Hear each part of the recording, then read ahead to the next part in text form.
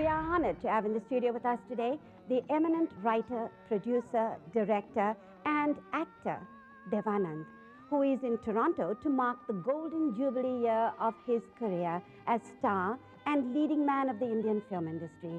He is well remembered for such classics as Bazi, Taxi Driver, and Jewel Thief, among many others. From the mid-40s to the mid-90s, he continuously pushed the limits of his skill, finding enriching experiences which left him eternally youthful.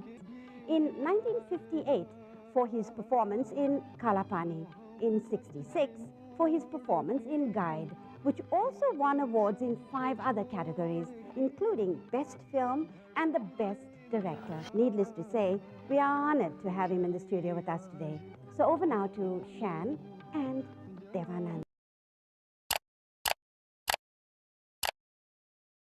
Thank you, Jaya. As Jaya just mentioned, we are very honored to have in the program a guest of international stature, none other than the lovable, your favorite, one of the stalwarts of the Indian motion picture industry, now of international stature, Anand ji. Devji, welcome to the show. Thank you.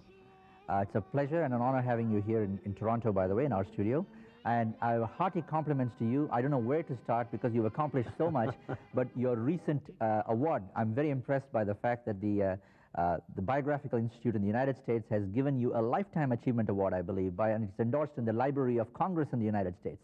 Tell us a bit about this award. Well, I got a letter from Washington, from this place, and they wanted details of my career, and sent them back, sent me this. Wonderful, and hearty congratulations again. Thank you. And our compliments again to you. You have made some of the biggest box office grossers in the history of the Indian cinema. Some of your films have been Golden Jubilee, Platinum Jubilee films. Our hearty congratulations again on the Golden Jubilee of your career in the film industry.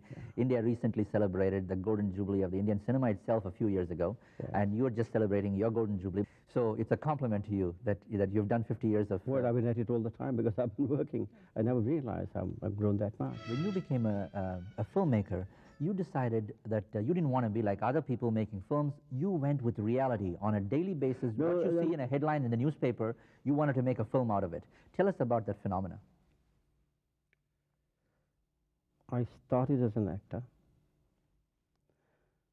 I came from Lahore after my graduation. Lahore, which is not Pakistan. I struggled for about 3 years in Bombay. I came only to be an actor. I became an actor. I became a better actor. I became a star.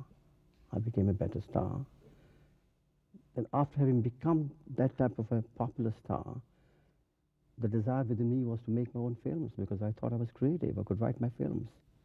Because otherwise what happens, the entire movie industry is in a groove. They keep on making the same types of films over and over again. So I wanted to make different types of pictures, and I switched over to direction and writing.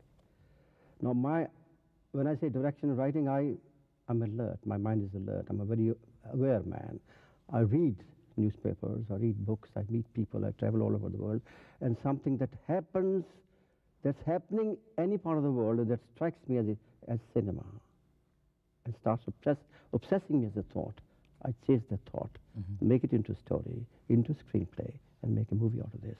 All the films that I've directed so far, you go back into the history of my own creative work, right from the film Prem, after I made The Guide, I made a film called Prem Pujari, which was based on the Indo-Pakistan conflict of 1965, if you remember. Yes, yeah. That was headline then. Then I made a film on the drug scene in Kathmandu. Hare Rama, Hare Krishna. Hare Rama, Hare Krishna. Was a big hit. That was a happening that I saw in Kathmandu, which provoked me into making a film at that time. Then I made a film on illegal immigration of Indians in England, called Des Prates. Yes. My travels in different parts of the world, and London and back and forth from India to London, I thought this was a good movie, should have been made. Then I made a film called Swami Dada. Oh, that was on the Godman and the godly scenes. Godman and an American girl, and I found an American girl. I lived in America for 2 months to find a girl, took her to India. Devji, you know, another couple of pleasant surprises I have for you. You know, this is several years ago that we were on the sets of Swami Dada. In Bombay? In Bombay. Yes. And I have a pleasant surprise. I want you to see what you said to me in those days, okay? Yeah, let's take a look at it. Yeah, where is it? It's right there. Let's take a look at it.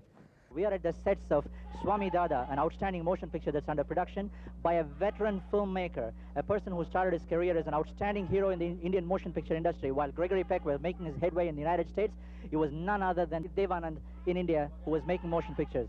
Now, the great film star has turned into a film producer and director himself. Welcome to our program.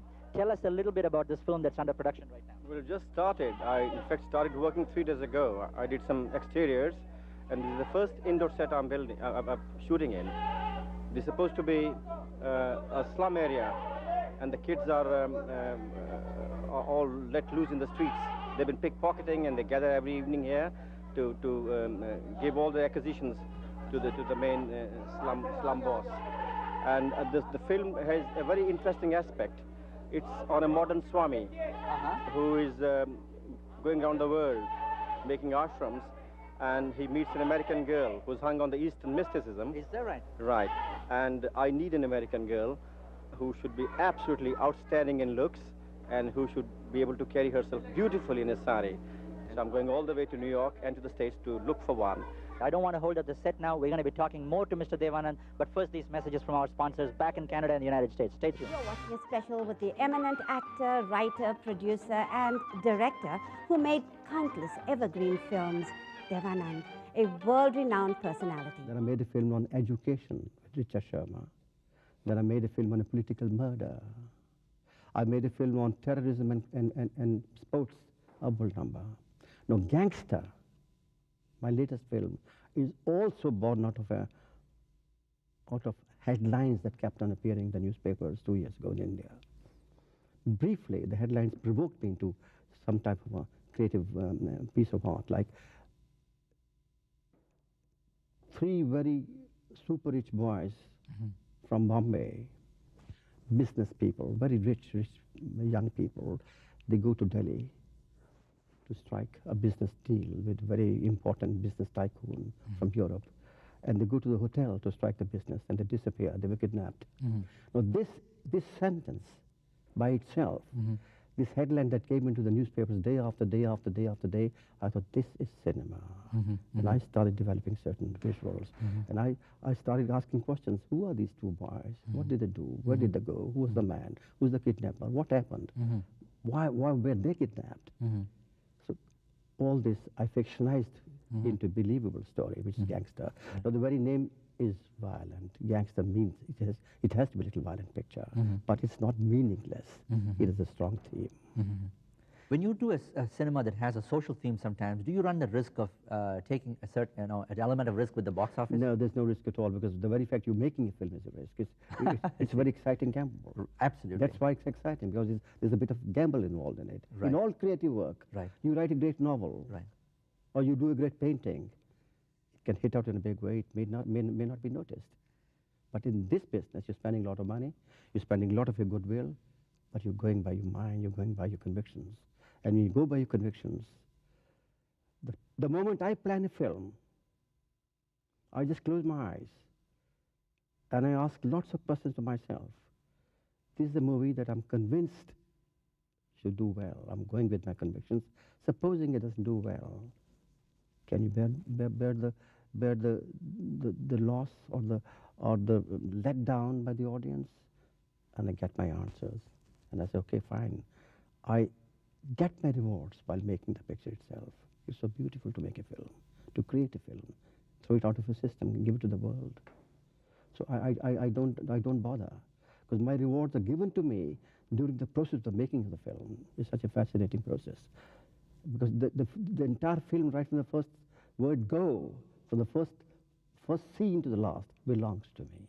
Absolutely. In totality. It's my creation.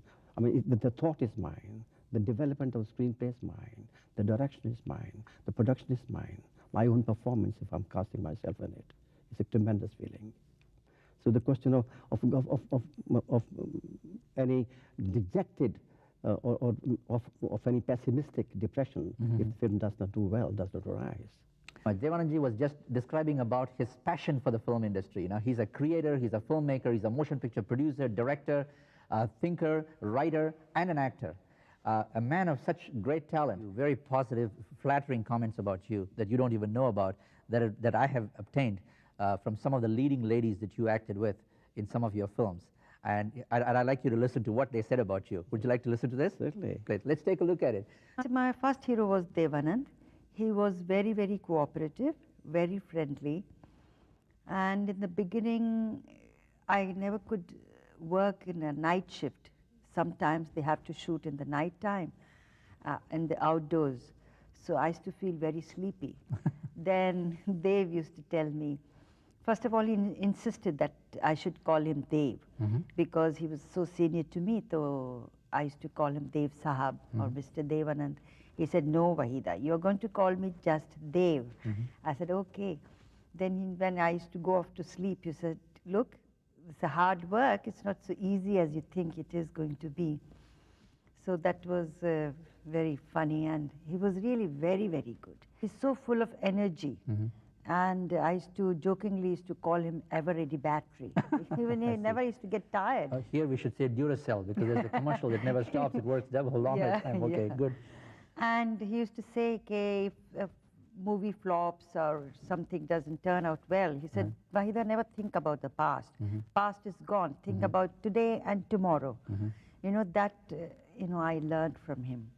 He was really very good. After the scores of electrifying movies the producer Devanand has made, the question is, what next?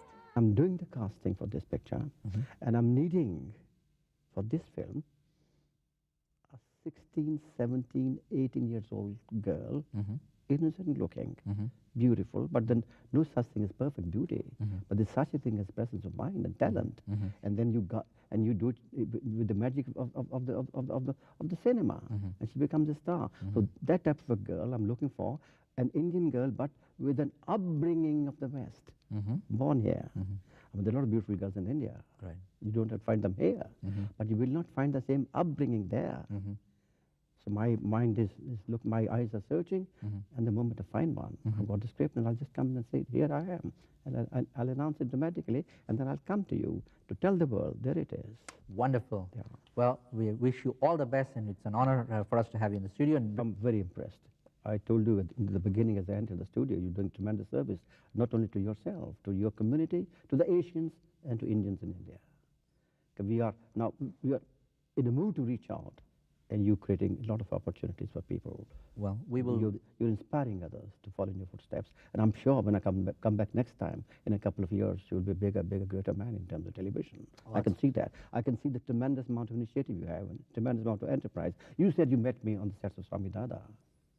Look, and today you are greater, bigger, maturer, more ambitious, and don't give up your ambition. Do what you want to do, and sky's the limit, and you can beat the best. This is all I can say.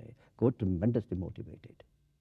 Very kind of Thank you. you. Very flattered with all your blessings. And and one thing I'll say, we don't want to wait for 2 years for you to come back, sir. You're welcome to I'll be back Canada. very soon because we have an open door here, and people love you here in this part of the world. In a couple of months, I'll be back. When I'm talking, my project is on because I'm committed to myself for this project, to myself and to the world. 2 or 3 months later, I'll be here, and 4 or 5 months later, you'll find me filming here and in USA. It's awfully nice of you, and we want to wish you all the best, and we're honored by your presence here. Thank you so much. Thank you so much. My honor and my greetings to everybody, those who are watching. Thank you.